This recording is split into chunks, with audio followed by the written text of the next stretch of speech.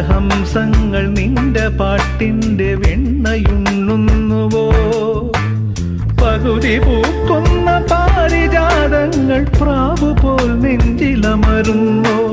മുറുകി നിൽക്കുന്ന നിന്റെ യൗവനം രുദ്രവീണയായി പാടുന്നു.